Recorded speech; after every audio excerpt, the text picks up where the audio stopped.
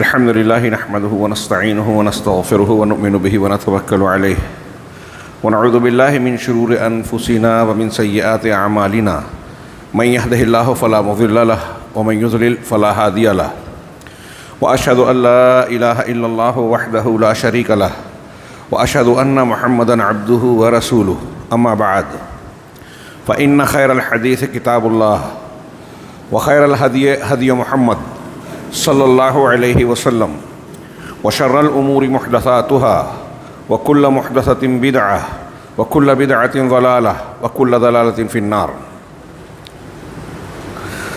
أعوذ بالله من الشيطان الرجيم. بسم الله الرحمن الرحيم. قد أفلح المؤمنون الذين هم في صلاتهم خاشعون. وقال تعالى بعد الآيات والذين هم على صلاتهم يحافظون أولئك هم الوارثون الذين يرثون الفردوس. وقال تعالى حافظوا على الصلوات والصلاة الوسطى وقوموا للہ قانتین. محترم حاضرین، آج کے خطبے میں جس موضوع پر گفتگو کرنی ہے وہ ہے نماز کی اہمیت و افادیت. نماز جسے عربی زبان میں قرآن مجید اور احادیث مبارکہ میں الصلاۃ کے لفظ سے ذکر کیا گیا. عربی کا یہ لفظ الصلاۃ متعدد معانی کے لیے استعمال ہوتا ہے. خود قرآن مجید میں 10 یا اس سے بھی زیادہ معنی اور مطالب کے لیے استعمال ہوا ہے. بنیادی طور سے اس کا معنی ہوتا ہے دعا کرنا. ہم درود بھیجتے ہیں الصلاۃ من اللہ، الصلاۃ من الملائکہ، الصلاۃ من الناس. اللہ کی طرف سے صلاۃ کا معنی اللہ تبارک و تعالیٰ کا تزکیہ، اللہ تبارک و تعالیٰ کی اپنے فرشتوں کے پاس بندوں کی تعریف یا اپنے نبی کی تعریف، ان اللہ و ملائکتہ یصلون علی النبی کے معنی میں اللہ کا تعریف بیان کرنا. فرشتوں کی طرف سے صلاۃ کا معنی استغفار اور دعا کرنا، اور بندوں کی طرف سے، عام انسانوں کی طرف سے دعا اور رحمت کے مطالبے کے معنی میں استعمال ہوتا ہے. یہاں ہم جس صلاۃ کا تذکرہ کر رہے ہیں، جس کی اہمیت و افادیت کا ذکر کرنا چاہتے ہیں، وہ ایک مخصوص عبادت ہے. شریعت نے ایک خاص عبادت دی اور اس کا نام الصلاۃ کہا، اس لیے کہ یہ پورا عمل دعا اور اللہ تبارک و تعالیٰ سے مرادیں مانگنے یا بندے کے تعلق پر مشتمل ہے، جس کا آغاز تکبیر تحریمہ سے ہوتا ہے اور اختتام تسلیم سے، یعنی السلام علیکم ورحمۃ اللہ کہہ کے ہوتا ہے. اس درمیان مخصوص اعمال ہیں اعضاء و جوارح کے، اذکار کے اور دل میں خشوع اور خضوع کے ساتھ، جس کے اپنے احکامات ہیں، آداب ہیں، شرائط ہیں اور تفصیلات ہیں. ان تمام چیزوں کے مجموعے کو الصلاۃ کہا جاتا ہے. یہ الصلاۃ اسلام کے ارکان میں سے ایک رکن ہے. قرآن مجید میں سب سے زیادہ جس عبادت کا ذکر کیا گیا ہے اور جس کی تعلیم دی گئی ہے، اللہ تبارک و تعالیٰ کی جانب سے حکم اور تفصیل بیان کی گئی ہے. بہت ساری عبادات میں سے سب سے زیادہ جس عبادت کو ذکر کیا گیا ہے وہ الصلاۃ ہے. صرف یہی ایک بات میں سمجھتا ہوں اس کے اہم اور انتہائی اہم ہونے کے لیے کافی ہے کہ رب العالمین نے اس کا حکم بار بار دیا، مختلف پیرایوں میں دیا. مومنین کی، انبیاء کرام علیہم الصلاۃ والسلام کی خاص صفت اور نشانی بتائی کہ وہ نماز کو قائم کرنے والے ہوتے ہیں، صلاۃ کی اقامت کرنے والے ہوتے ہیں. اللہ تعالیٰ نے اس کو بیان کیا اتنی زیادہ تفصیل کے ساتھ.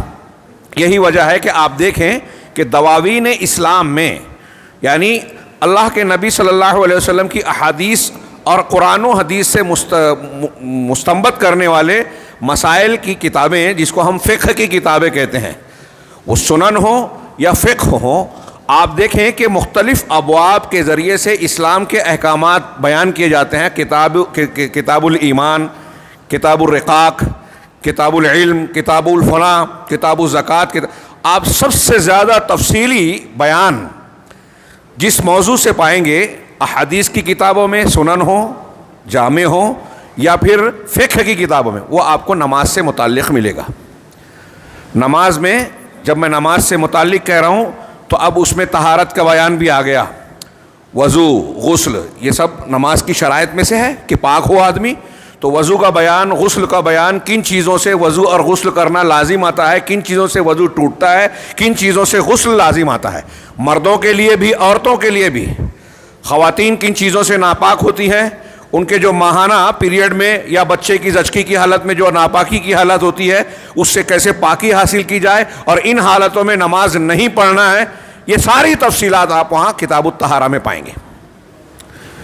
پھر اس کے بعد نماز کے اوقات، مواقیت الصلاۃ، شروط الصلاۃ، احکام الصلاۃ، آداب الصلاۃ، پھر مساجد کا بیان آپ پڑھیں گے، اذان، اقامت، جماعت، امامت، یہ سارے ابواب نماز سے متعلق ہیں.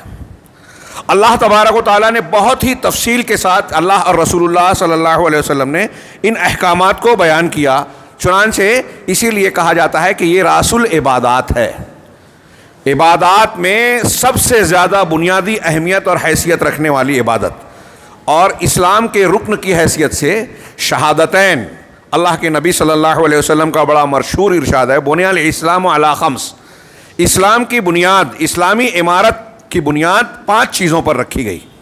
شہادت اللہ الہ الا اللہ وان محمد رسول اللہ. پہلی بنیاد یہ کہ لا الہ الا اللہ اور محمد رسول اللہ صلی اللہ علیہ وسلم کی گواہی دی جائے، اس کو مانا جائے. یہ سب سے پہلی بنیاد ہے لا الہ الا اللہ. اس کی ہم کچھ فضیلتیں پچھلے دورے کے وقت پڑھے ہیں، پچھلے مہینے میں، آج عصر کے بعد مزید پڑھیں گے. سب سے اہم چیز لا الہ الا اللہ اور پھر محمد رسول اللہ.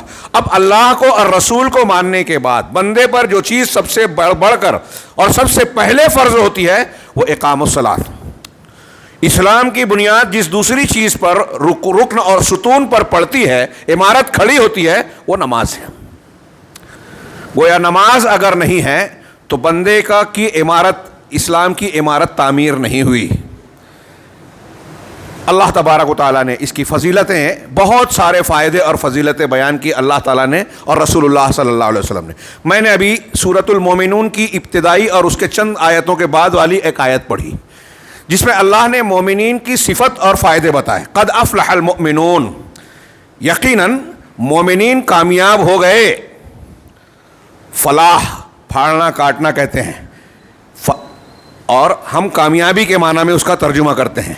کامیاب ہونے والا شخص مصیبت، پریشانی اور رکاوٹوں سے اپنے آپ کو بچا کر، رکاوٹوں کو کاٹ کر اپنی منزل مقصود تک پہنچتا ہے.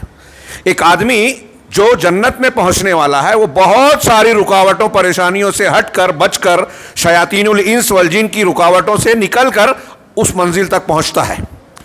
لہذا اللہ تبارک و تعالیٰ نے تعریف کرتے ہوئے کہا کہ کامیاب ہو گئے. کون کامیاب ہوا؟ کامیابی کس کے لیے؟ المؤمنون. پہلی شرط کے ایمان ہو، لا الہ الا اللہ محمد رسول اللہ اور ان سے متعلقہ امور عقائد کے. جو مومن ہیں وہ کامیاب ہوئے. اب ان مومنین کی کیا صفات ہیں، کامیابی کے لیے کیا شرائط ہیں، ایمان لانے کے بعد کون سے اوصاف پیدا ہوتے ہیں، اللہ تعالیٰ نے آگے بیان فرمایا. پہلی صفت، سب سے اہم صفت. اب اوصاف مومنین میں سب سے پہلی صفت جس کو بیان کیا جا رہا ہے، اس کا مطلب وہ سب سے اہم چیز ہے. اس میں بیان کیا الذین ہم فی صلاتہم خاشعون، کہ یہ وہ لوگ ہیں جو اپنی نمازوں میں خشوع خضوع اختیار کرنے والے ہیں.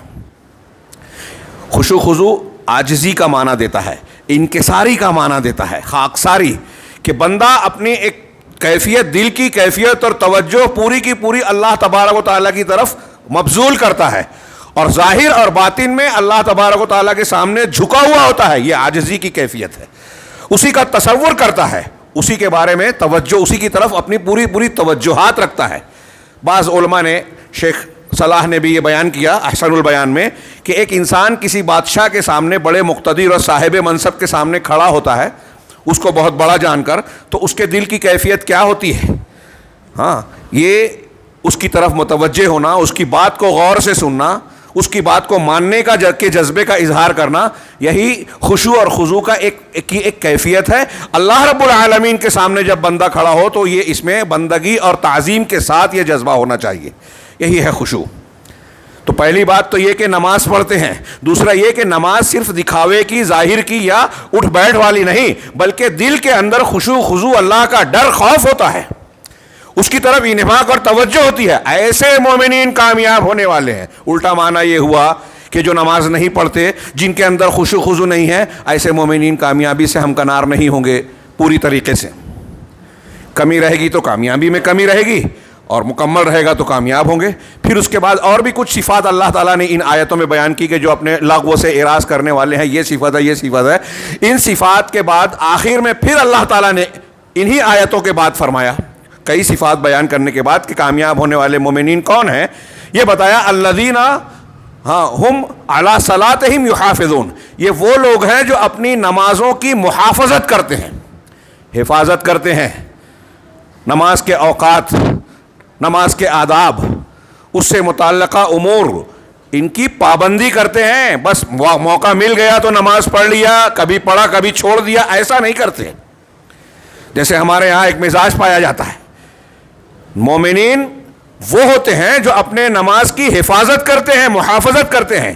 ایک لفظ استعمال ہوا اقامت صلاۃ، قرآن میں جگہ جگہ اقیموا الصلاۃ وآتوا الزکاۃ۔ مومنین کی صفت ہے الذین یقیمون الصلاۃ والمؤمنون والمؤمنات بعضهم اولیاء بعض، مومن مرد اور مومن عورتیں بعض کے دوست اور اولیاء ہیں، مددگار ہیں، معاونین ہیں، رشتہ دار ہیں۔ تو کیسے ہیں رشتہ دار، کیسے مددگار ہیں، کیسے دوست ہیں؟ یأمرون بالمعروف وینہون عن المنکر ویقیمون الصلاۃ ویؤتون الزکاۃ، ایک دوسرے کو بھلائی کا حکم دیتے ہیں، برائی سے روکتے ہیں، اور نماز کو قائم کرتے ہیں، زکوٰۃ ادا کرتے ہیں۔ وَيُطِيعُونَ اللَّهَ وَرَسُولَهُ، اور اللہ اور اس کے رسول کی اطاعت کرتے ہیں۔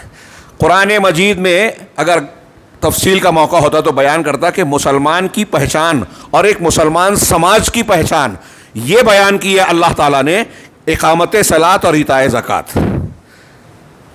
اگر کوئی مسلمان سماج اور معاشرہ ہے تو وہاں یہ دو چیز ضرور پائی جائے گی۔ اللہ کا حق ادا کرنے میں سر فہرست چیز ہے نماز، اس کی پابندی، اس کی اقامت، اور اس سماج اور معاشرے سے اذان کی آواز آنا جو نماز کے قیام کی ایک نشانی ہے۔ یہ وہ اس بات کا اعلان اور اس بات کی نشانی ہے کہ یہاں مسلمان بستے ہیں۔ اگر مسلمان ہیں اور اذان نہیں ہوتی، نماز با جماعت نہیں ہوتی، تو اس کا مطلب مسلمان نہیں ہے، ان کا وہاں ہونا نہ ہونا برابر ہے۔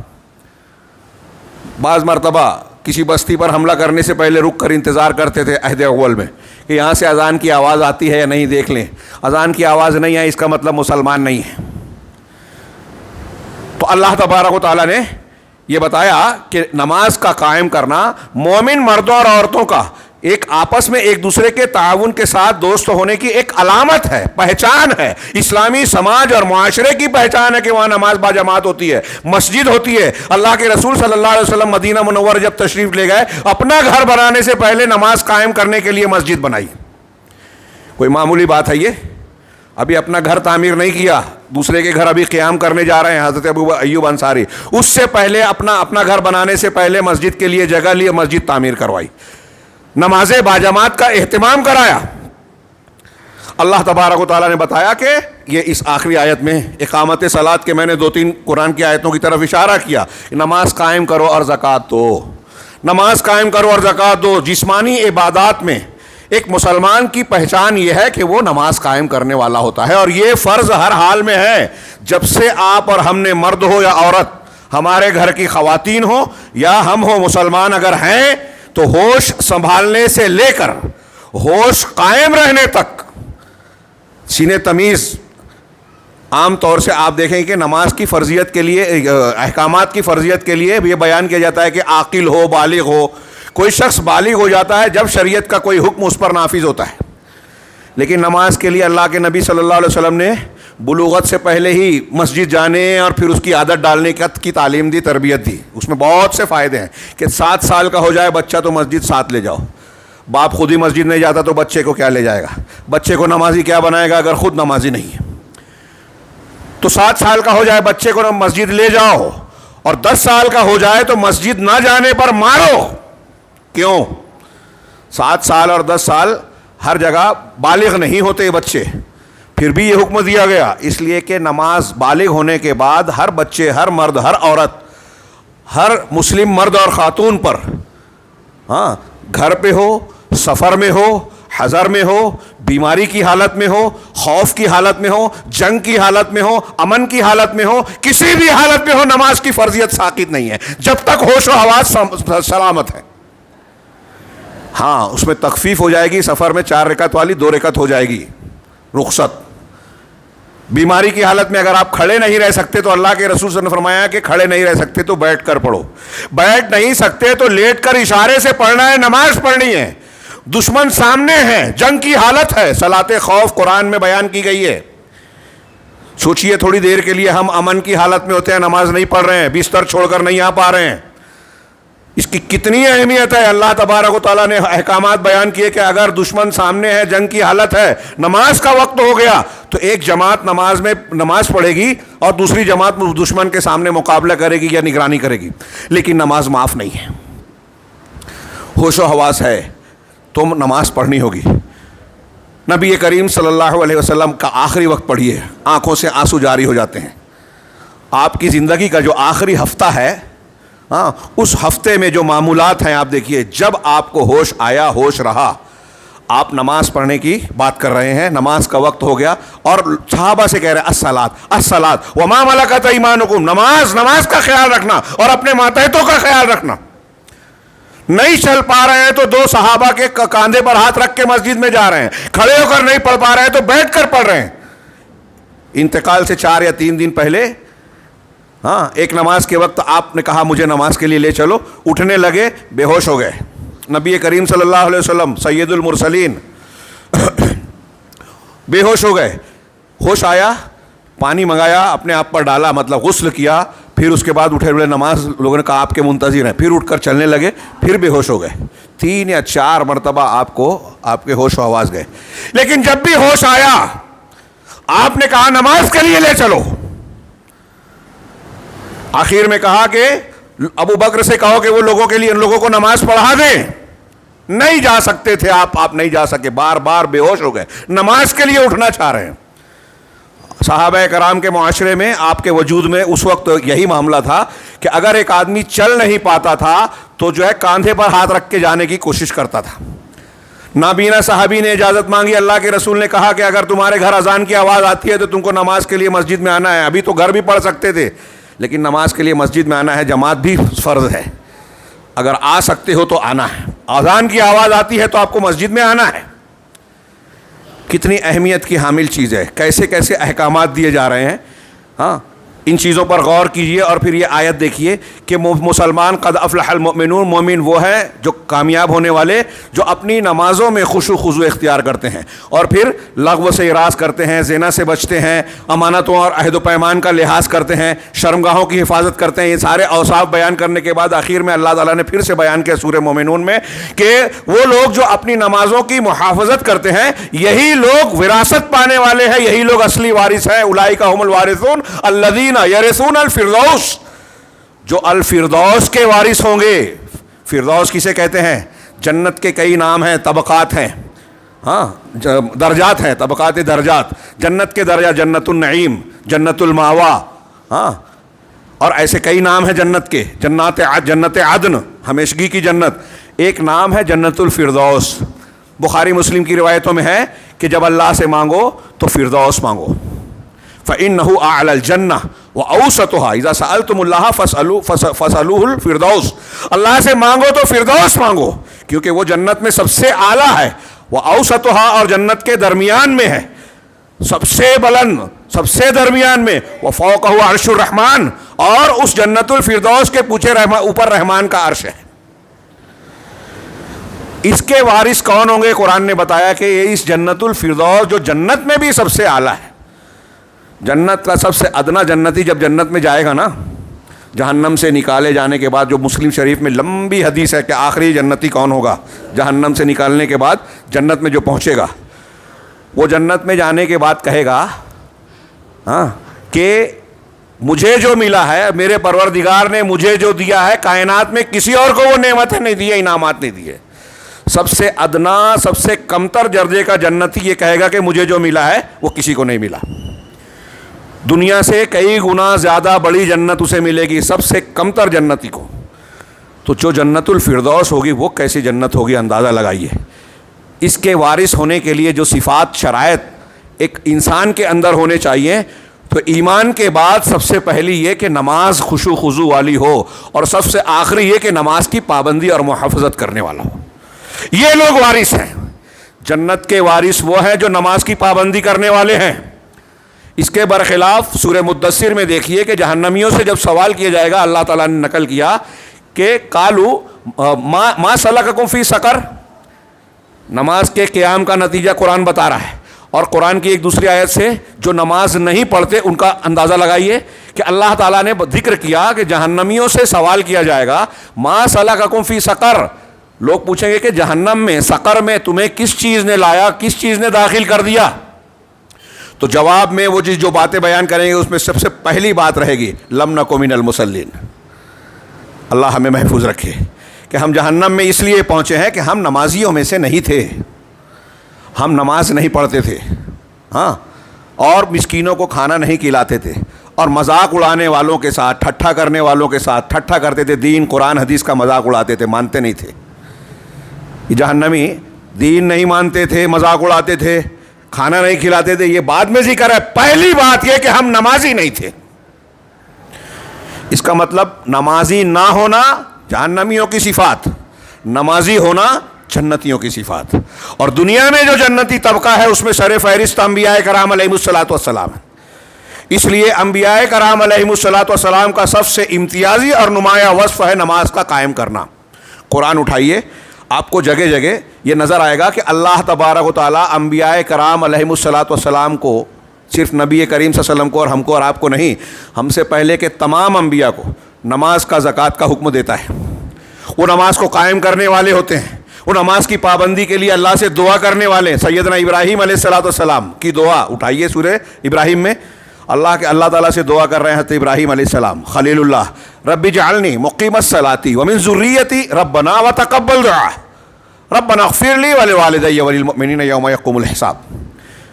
رب اجعلنی مقیم الصلاۃ، اے اللہ مجھے نماز کا قائم کرنے والا بنا دے، ومن ذریتی، اور میری ذریت اور اولاد کو بھی، اپنے لیے بھی نماز کی اقامت مانگیے، اپنی اولاد کے لیے بھی۔ خلیل الرحمن کی دعا ہے، یہ دعا لازم کیجئے، چھوٹی موٹی بات نہیں ہے۔ اور کیوں یہ دعا مانگ رہے ہیں ابراہیم علیہ السلام؟ موقع نہیں ہے، اگر موقع رہا تو ہم یہ جانیں گے کہ نماز کے بے شمار فائدے، جسمانی، روحانی، نفسیاتی، دنیا کے، آخرت کے، معیشت کے، اللہ کی رحمت و برکت کے حصول کے، اللہ کے ذکر کے، بہت سارے فائدے نماز کے۔ اس لیے نماز سے محروم، جس کو توفیق نہیں ہے نماز کی اقامت کی، وہ بہت بڑا محروم ہے۔ اور جو نماز کا پابند ہے، اللہ تعالیٰ کی بہت بڑی نعمت اسے ملی ہوئی ہے، دنیا اور آخرت کے فائدے کی اسے امید کی جا سکتی ہے۔ ایک شخص اللہ سے تعلق کے لیے نماز قائم کر رہا ہے اگر، تو اللہ سے تعلق کی پہلی اور آخری چیز ہے۔ ایک نماز نہیں پڑھ رہا ہے تو وہ اللہ تعالیٰ سے اس کا تعلق، کنیکشن کٹا ہوا ہے۔ ہمارا اور اللہ کا رشتہ جوڑنے والی کم سے کم چیز ہے یہ، انتہائی اہمیت، فرض کی حامل۔ ابھی جو میں احکامات ہے شاید بہت کم باتیں بیان کر پاؤں، ذکر کر دوں کہ بے نمازی کی بات ہے نا جہنمی والی۔ دنیا میں اگر کوئی نماز نہیں پڑھتا تو اس کا کیا حکم ہے؟ رسول اللہ صلی اللہ علیہ وسلم نے فرمایا، قرآن نے کیا فرمایا؟ ایک جگہ قرآن نے کہا کہ نماز کی اقامت کرو اور مشرکین میں سے نہ بن جاؤ۔ اس سے پتہ چلا کہ ایک مومن انسان، مومن بندہ نماز کو ترک کرنے والا، نماز کی اقامت نہ کرنے والا نہیں ہو سکتا۔ یہ مشرکین کا شیوا ہے کہ نماز نہ پڑھیں۔ منافقین کی صفت بتائی قرآن مجید نے، وَإِذَا قَامُوا إِلَى الصَّلَاةِ قَامُوا كُسَالَىٰ يُرَاءُونَ النَّاسَ وَلَا يَذْكُرُونَ اللَّهَ إِلَّا قَلِيلًا، کہ یہ نماز کے لیے جب اٹھتے ہیں تو بڑی سستی سے۔ نبی کریم صلی اللہ علیہ وسلم نے فرمایا کہ منافقین پر دو نمازیں بہت بھاری ہے، ہاں، دو نمازیں بہت بھاری ہے، عشاء اور عصر بہت بھاری پڑتی ہے، کاروبار چھوڑ کر جانا۔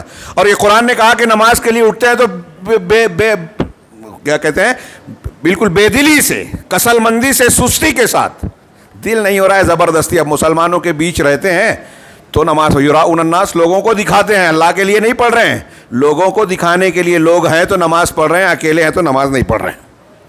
آج ہمارا کیا حال ہے؟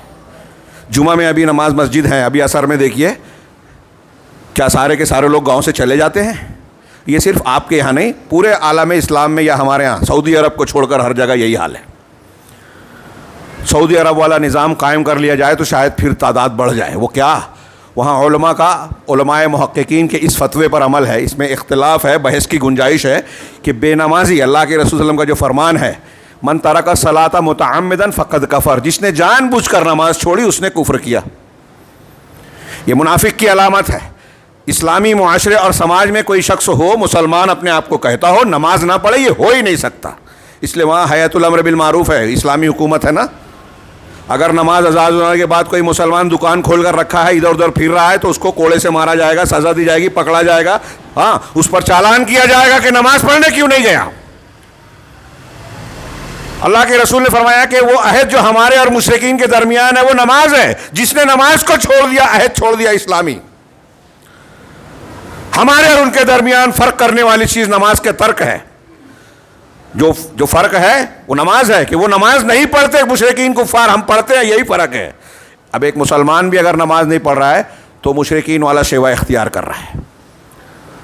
کتنی اہمیت کی بات ہے. تو اسی بنیاد پر علماء محققین بعض فتویٰ دیتے ہیں. میں کہہ رہا ہوں کہ اس میں علماء اہل حدیث کا اختلاف ہے، لیکن آج سعودی عرب کے حنبلی علماء اور بہت سے سلفی علماء یہ فتویٰ دیتے ہیں کہ اگر کوئی شخص بے نمازی ہے تو اس کے ساتھ کافروں کا ویوہار اور معاملہ کیا جائے گا.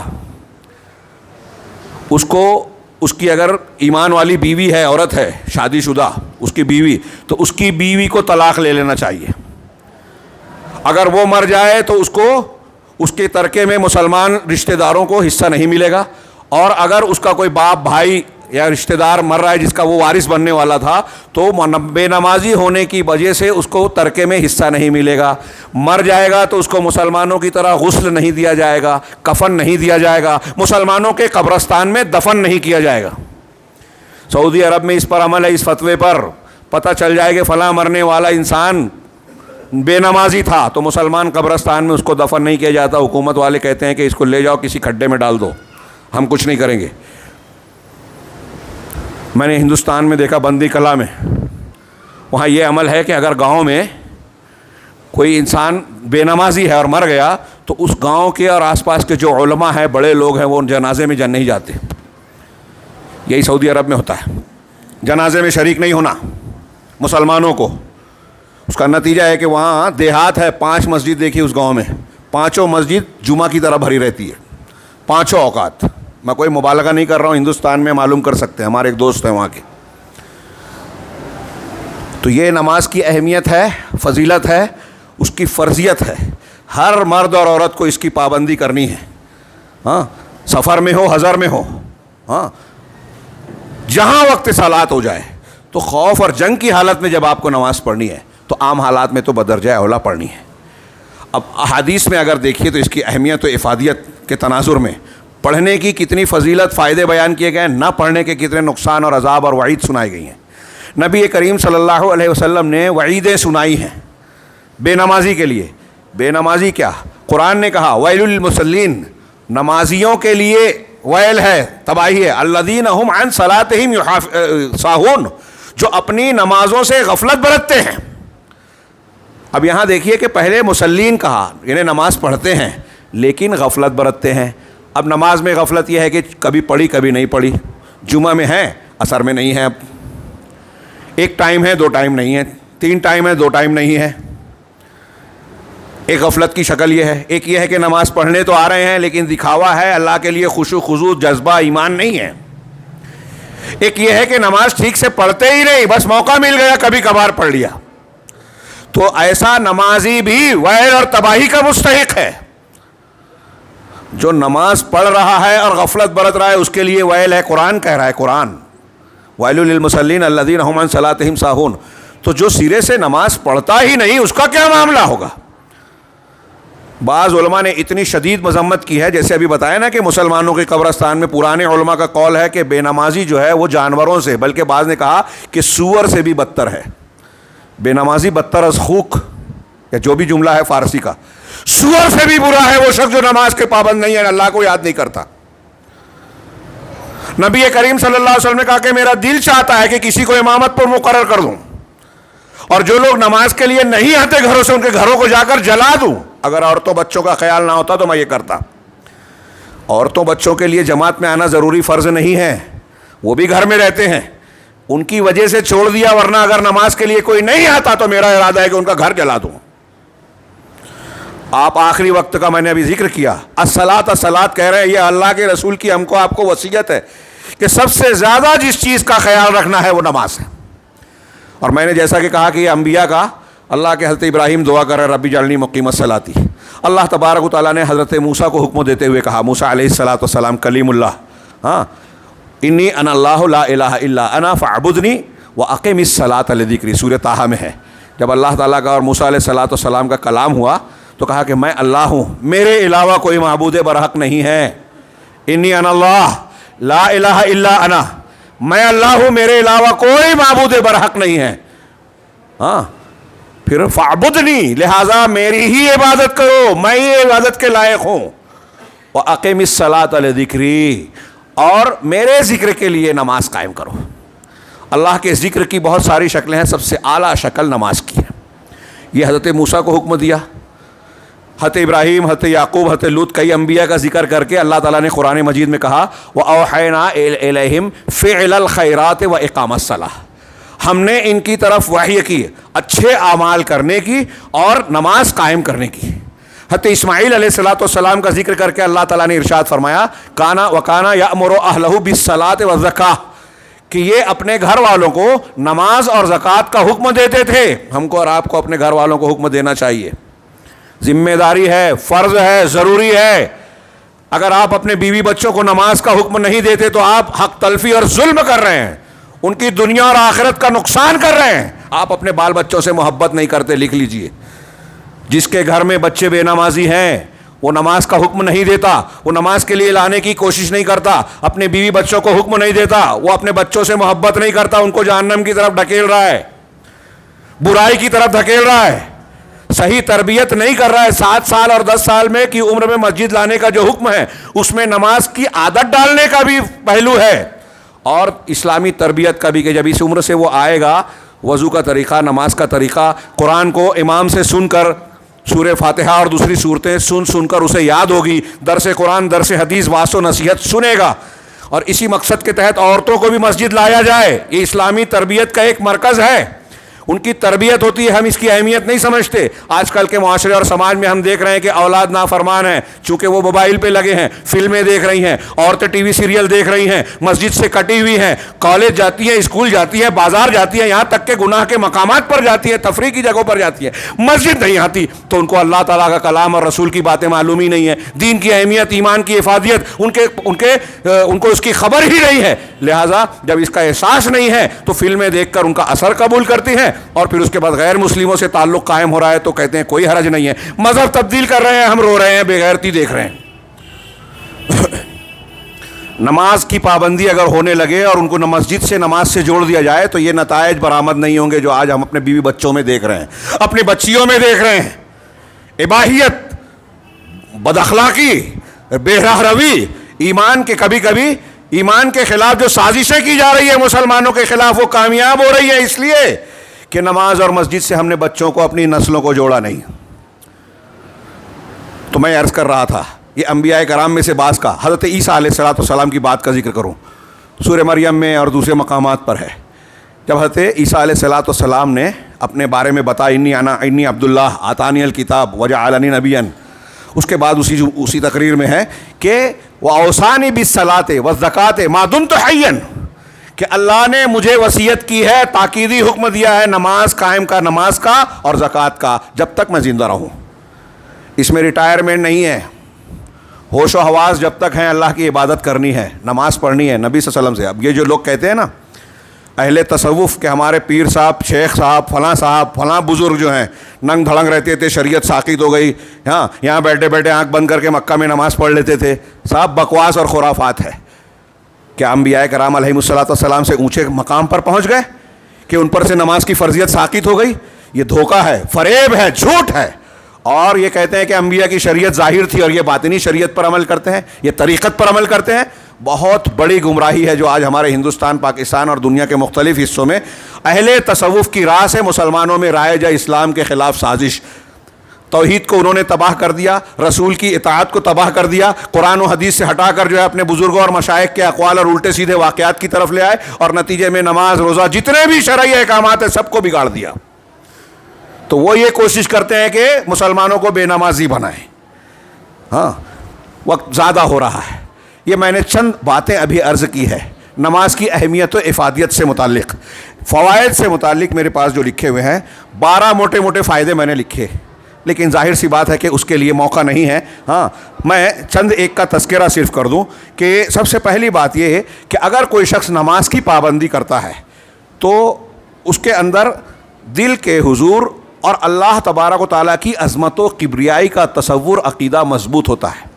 یہ ہمارے ایمان کی، ہماری زندگی کی، ہماری شخصیت کی تعمیر کی بنیادی وجہ اور جڑ ہے کہ اللہ تعالیٰ کا کے تعلق سے عقیدہ، اس کی عظمت، اس کی کبریائی اور بڑائی ہمارے دلوں میں ہر وقت مضبوط رہے۔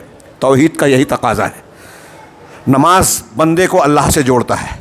المرء یناجی ربہ فی صلاتہ، او کما ورد فی الحدیث، کہ بندہ اپنی نماز میں اپنے رب سے مناجات، سرگوشی کرتا ہے، بات چیت کرتا ہے۔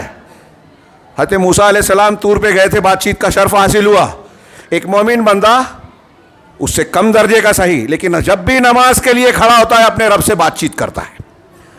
اور یہ مسلمان کی معراج ہے۔ نماز کی اہمیت و افادیت کے کا ایک یہ بھی ہے، ایک اللہ کے رسول کو معراج ہوئی تو سب سے اعلیٰ مقام کیا ہوا؟ اللہ سے بات چیت کی نا، وہاں پہنچ کر سدرۃ المنتہا سے۔ آپ مسجد آئیں یا گھر میں کھڑے ہوں، آداب صلاۃ کے ساتھ آپ نے نماز پڑھی، آپ کی معراج ہے کہ اللہ تعالیٰ سے آپ ہم کلام ہو رہے ہیں، اللہ کا کلام پڑھ رہے ہیں، دعا کر رہے ہیں، اس کو تصور میں لا رہے ہیں، اللہ آپ کی طرف متوجہ ہو رہا ہے۔ اس سے بڑھ کر فضیلت کی بات کیا ہوگی؟ تو اللہ کی عظمت و کبریائی کا سکہ بیٹھتا ہے دل و دماغ میں۔ اور میں نے کہا کہ نماز کی اہمیت کا ایک بہت اہم پہلو سوچئے یہ کہ دیکھیے اللہ کے نبی صلی اللہ علیہ وسلم پر جو بھی احکامات آئے، دین کے احکامات بیان کیے گئے، دنیا میں وحی کے ذریعے سے آئے، حضرت جبریل علیہ السلام لایا قرآن کی شکل میں یا حدیث کی شکل میں، یہ فرض، یہ فرض، یہ عمل کیا جائے۔ لیکن نماز جو 5 وقتہ تھی، پہلے بھی تھی، 5 وقت کی نہیں تھی۔ معراج پر جانے سے پہلے اللہ کے رسول صلی اللہ علیہ وسلم کی معراج صحیح قول کے مطابق ہجرت سے 1.5 سال پہلے ہوئی، لگ بھگ 1 سال پہلے والے عرصے میں، حضرت خدیجہ الکبریٰ اور ابو رضی اللہ عنہ اور ابو طالب کی وفات کے بعد۔ اس سے پہلے بھی نماز کا حکم قرآن کی آیتوں میں ہے۔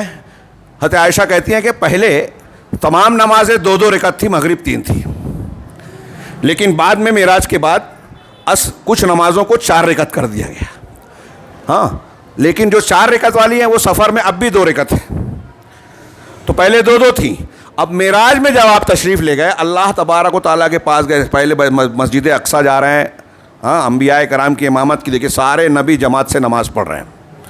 ملاقات ہوئی تو نماز کے ساتھ، پھر آسمان پہ پہلے دوسرے، وہ ساری تفصیلات سے قطع نظر جب اللہ کے پاس پہنچے، بات چیت ہوئی، اللہ تبارک و تعالیٰ نے معراج پر بلا کے صحیح مسلم کی حدیث میں 3 چیزوں کا تحفہ دیا اللہ کے نبی صلی اللہ علیہ وسلم کو اپنے پاس بلا کر۔ اللہ تو علم اور احاطے کے ساتھ ہر جگہ ہے، لیکن اللہ کے نبی صلی اللہ علیہ وسلم کو شرف بخشا، اوپر اٹھا کر سدرۃ المنتہا تک پہنچایا، جس سے آگے کوئی مخلوق نہیں گیا۔ کلام فرمایا، بات چیت ہوئی، اور جو 3 تحفہ دیا، پہلا تحفہ یہ کہ امت محمدیہ کا کوئی شخص اگر لا الہ الا اللہ توحید کو مانتا ہے اور اسی پر مر گیا، شرک نہیں کیا، تو جنت میں ضرور جائے گا، پہلے جائے یا دیر میں جائے۔ ہم لا الہ الا اللہ کی فضیلت اثر کے بعد جاننے والے ہیں مزید۔ ہاں، سب سے پہلا تحفہ۔ دوسرا یہ دیا 50 وقت کی نماز۔ تیسرا آمن الرسول سے اخیر تک۔ یہ قرآن زمین پہ بھی نازل ہوا یا اس کی فضیلت بیان کی گئی، لیکن تحفہ وہاں دیا گیا۔ بعد میں دنیا میں بھی اس کو تازہ کیا، ایک فرشتے نے آ کے مبارکباد دی۔ اب وہاں بلا کر اللہ تبارک و تعالیٰ جو چیز دے رہا ہے اس کی کتنی اہمیت ہے۔ 50 وقت کی نماز کو فرض کیا گیا۔ پھر واقعہ آپ جانتے ہیں کہ اللہ کے رسول صلی اللہ علیہ وسلم حضرت موسیٰ کے مشورے کے بعد بار بار اللہ کے جناب میں تشریف لے گئے، 5 یا 10 کم ہوئی اور 5 رہ گئی، اور یہ کہا اللہ تبارک و تعالیٰ کی طرف سے اعلان ہوا کہ انہ خمس و انہا خمسین، انہا خمس و انہا خمسین، کہ یہ 5 وقت کی جو ہے یہ 50 کے برابر ہے۔ لا یبدل القول لدیہ، میرے پاس قول و قرار بدلتے نہیں ہیں۔ امت محمدیہ کو 50 نمازوں کا اجر و ثواب دینا طے ہو گیا ہے، تو اب 5 پڑھیں گے 50 کا ثواب ملے گا، 1 کا 10۔ उम्मत मोहम्मदिया अगर एक नेकी करेगी 10 का अजर सवाब मिलेगा, एक गुनाह करेगी तो एक ही गुनाह मिलेगा। कितना बड़ा इनाम है। अब 5 वक्त की नमाज का तोहफा मेराज से नबी सल्लल्लाहु अलैहि वसल्लम लेकर आए। और जब आप आ गए तो रिवायतें हैं हदीसों में कि दूसरे दिन जब आप नमाज 5 वक्त की लेकर आ गए तो हज़रत जिब्रील अलैहिस्सलाम उसके दूसरे तीसरे दिन तशरीफ़ लाए और पहले दिन 5 वक्त की नमाजें अव्वले वक्त में हज़रत अल्लाह के रसूल को जमात से पढ़ाई। अब ये देखिए, पहले नमाज दी गई, अब नमाज का तरीक़ा और वक्त बताया जा रहा है। जिब्रील अलैहिस्सलाम नमाज पढ़ा कर तरीक़ा भी बता रहे हैं और वक्त भी बता रहे हैं। पहले दिन 5 नमाज़ों को अव्वले वक्त में पढ़ाया, दूसरे दिन 5 नमाज़ों को आखिरी वक्त में पढ़ाया और फिर हज़रत जिब्रील ने अल्लाह के रसूल से फरमाया कि अल वक्त बैन हादैन, कि ये दोनों वक्त जो 2 दिन में मैंने पढ़ाए हैं, नमाजों का वक्त इन्हीं दोनों वक्तों के बीच में है। कितना एहतमाम है। इसका मतलब ये हुआ कि जो नमाज अल्लाह के रसूल ने हमको और आपको सिखाई है, दी है, वो अल्लाह तबारक व तआला की तरफ से नाजिल शुदा है। जिब्राइल अमीन ने एक तो हुक्म भी दिया और जिब्राइल अमीन को भेजकर उसकी तालीम दी रसूलुल्लाह सल्लल्लाहु अलैहि वसल्लम को। रसूलुल्लाह सल्लल्लाहु अलैहि वसल्लम ने नमाज की एक एक अदा, एक एक हुक्म, एक एक तफसील बयान की उम्मत को और हुक्म दिया अपने सहाबा को और तारी उम्मत को, सल्लु कमा रअयतुमूनी उसल्ली, नमाज वैसे पढ़ो जैसे मुझे देखा है। अब हम कैसे देख रहे हैं? हदीसों से, सुन्नतों से। जैसे इमाम साहब को देखा है, इमाम अबू हनीफा को, जैसे इमाम शाफई को देखा है, जैसे इमाम मालिक को देखा है, जैसे इमाम अहमद को, जैसे इमाम औज़ाई को, जैसे इमाम बुखारी को, जैसे फ़लाँ को, जैसे मूसा अलैहिस्सलाम को, जैसे ईसा अलैहिस्सलाम को, हम वैसे अगर नमाज़ पढ़ेंगे तो नमाज चलेगी? मोटा सा सवाल है, बहुत सीधी सी बात है। अल्लाह के रसूल सल्लल्लाहु अलैहि वसल्लम फरमा रहे हैं ना कि नमाज वैसे पढ़ो जैसे मुझे देखा। लेकिन अब एक आदमी बोलता है कि मैं तो शाफ़ई हूँ, इमाम शाफ़ई ने जैसे पढ़ी मैं वैसे पढ़ूँगा, मैं अल्लाह के रसूल की बात नहीं मानूंगा, यही बोल रहा है ना। लेकिन बोल रहा है और समझ रहा है कि मैं बहुत सही कर रहा हूँ। तकलीफ ज़रूरी है, ये ज़रूरी है, वो दुनिया की बातें, अल्लाह और उसके रसूल की बात को पुश पुश डाल दिया। कितनी बड़ी तौहीन है।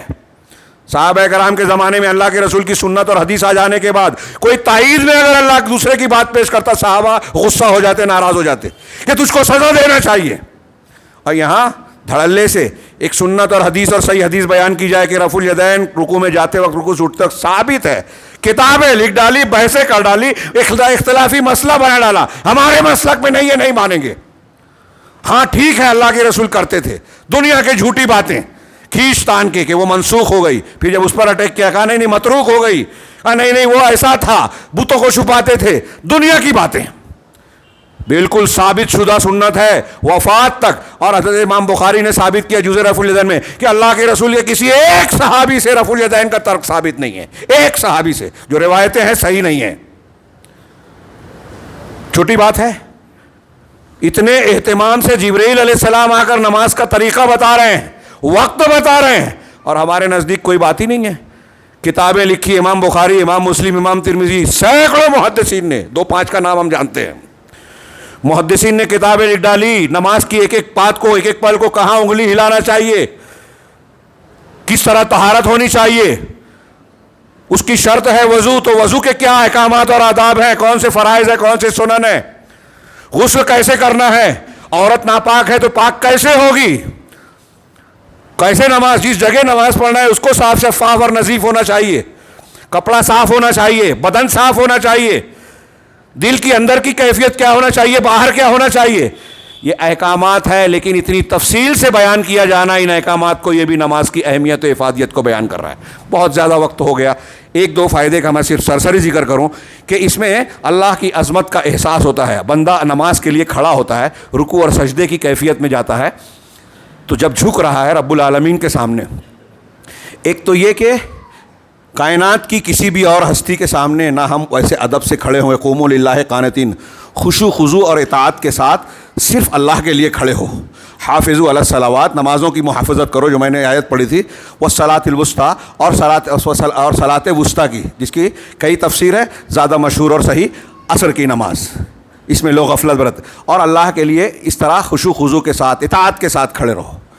अब इताअत के साथ आप खड़े हैं, रुकू में जा रहे हैं, झुक रहे हैं, सजदे में जा रहे हैं, अपनी पेशानी टेक रहे हैं, یہ عبادت کی سب سے زیادہ، اللہ کے رسول صلی اللہ علیہ وسلم نے فرمایا کہ سجدے کی حالت میں بندہ اپنے رب سے سب سے زیادہ قریب ہوتا ہے، اور بندے کی یہ کیفیت اللہ کو بے حد پسند ہے، بے حد پسند ہے۔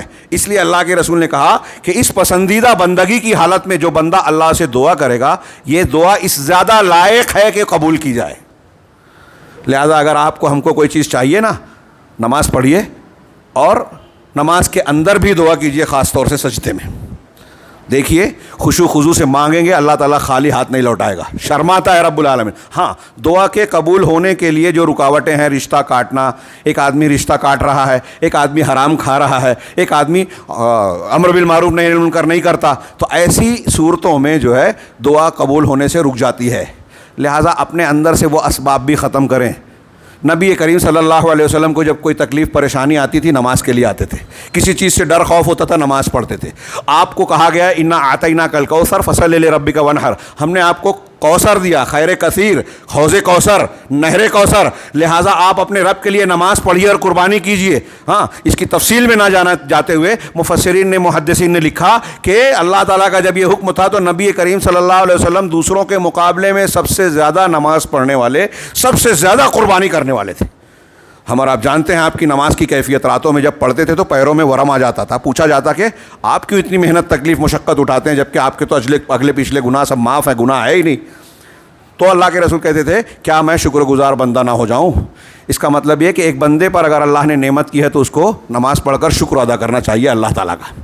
ہاں، تو بہرحال جو شخص نماز پڑھتا ہے، رکوع سجدے کی جو ظاہری کیفیت ہے، اس کے دل میں بھی یہ ہو کہ ہم اللہ کے سامنے جھکیں گے، اللہ تبارک و تعالیٰ کے سامنے اس کی باتوں کو مانیں گے، اس نے جو کہہ دیا اس پر ہمارا سر جھک جائے گا۔ یہ ظاہر ہمارے باطن کی کیفیت کی ترجمانی کر رہا ہے کہ جب ہم نماز میں رکوع سجدہ اللہ کے لیے کرتے ہیں تو اگر دنیا کے کسی معاملے میں اللہ نے حکم دیا تو ماننا ہے، وہ عظیم ہے، وہ ہماری عبادت کے لائق ہے، وہ ہمارا پروردگار ہے، اس کی عظمت و کبریائی کا یہ عالم ہے کہ ہم اس کے سامنے کوئی حیثیت نہیں رکھتے، ہم سجدہ اور رکوع اسی کو کرتے ہیں، اور یہ جو نماز میں جو کرتے ہیں کسی اور کے لیے نہیں کر سکتے، چاہے گردن کٹ جائے۔ یہ ہے توحید، اللہ کی عظمت کا صحیح احساس۔ نمبر 2 کہ جب آدمی نماز پڑھتا ہے، اپنی نماز میں ہوتا ہے تو وہ جس وقت نماز سے نکلتا ہے اپنے گناہوں سے پاک ہو جاتا ہے۔ اس پر کئی دلیلیں ہیں کہ نماز گناہوں کا کفارہ ہے۔ ہاں، الصلوات الخمس والجمعۃ الی الجمعہ کفارۃ لما بینہن الا اذا لم یغش بالکبائر۔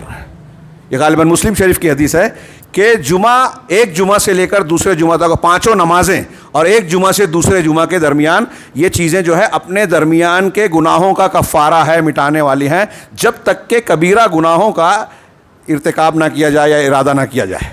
کبیرہ گناہ، چھوٹے موٹے جو گناہ ہم سے ہو جاتے ہیں، اگر نمازیں پڑھ لی معاف ہو جائیں گے۔ ایک صحابی نے آگے کہا اللہ کے رسول میں نے گناہ کیا ہے، حد جاری کیجیے۔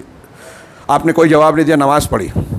ہاں، نماز کے بعد پھر اس نے کہا تو ابھی کہا ہمارے ساتھ تم نے نماز پڑھی نا، تمہارا گناہ معاف ہو گیا، صاف ہو گیا۔ ایک حدیث میں یہ ہے کہ اگر کوئی شخص دن میں 5 مرتبہ، یہ گناہ صغیرہ کی بات ہے، اس صحابی نے ایک عورت سے بوس و کنار کر لیا تھا۔ اگر کبیرہ گناہ ہوگا تو وہ الگ بات ہوگی، اس کے لیے توبہ ضروری ہے۔ ایک حدیث میں ہے کہ اگر 5 وقت کی کوئی شخص کے گھر کے باہر نہر بہہ رہی ہے، روزانہ 5 مرتبہ اس میں غسل کرتا ہے تو کیا اس کے بدن پر کوئی میل کچیل ہوگا؟ صحابہ نے کہا نہیں۔ کہا ایسے ہی اگر 5 وقت کی نماز پابندی سے بندہ صحیح طریقے سے پڑھتا ہے تو اس کے اندر کوئی گناہ اور گندگی نہیں رہ جاتی، دل صاف ستھرا ہو جاتا ہے۔ یہ دوسرا فائدہ میں نے اسی طریقے سے نماز نفس کے لیے راحت ہے، اور جب اس کو کما حق ہو، جیسا نماز کا حق ہے، بندہ اگر اس طرح پڑھے گا تو اس سے انسان کے اندر نشاط، پھرتی، راحت، آرام، سرور اور فرحت کی کیفیت آتی ہے۔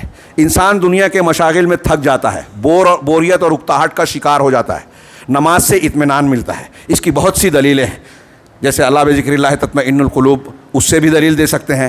قرآن حدیث میں ہے اللہ کے رسول اللہ حضرت بلال کو کہتے ہیں یا بلال اقم الصلاۃ وارحنا بہا، سنن ابو داؤد وغیرہ کی حدیث، جس کو شیخ البانی نے صحیح کہا ہے کہ اے بلال نماز قائم کرو، اب اذان دو یا اقامت کہو، جو بھی کہا، نماز قائم کرو اور ہمیں اس کے ذریعے سے راحت دو۔ اس سے معلوم ہوا کہ نماز سے راحت ملتی ہے۔ اگر آپ کو ٹینشن ہے، پریشانی ہے، نماز پڑھیے، ٹینشن ہلکا ہو جائے گا۔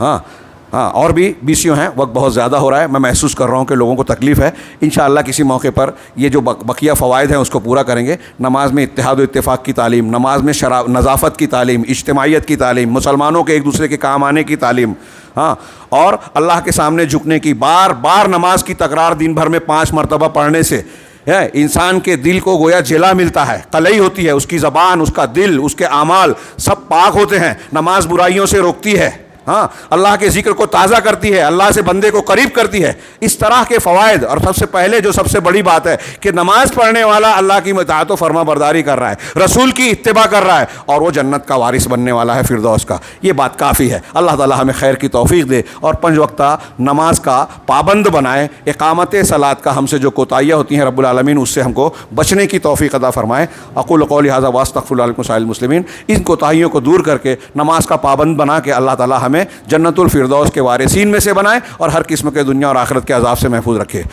بارک اللہ لنا ولکم فی القرآن المجید ونفعنا وإیاکم بالآیات والذکر الحکیم. انہ تعالی جواد کریم ملک بر رؤوف رحیم.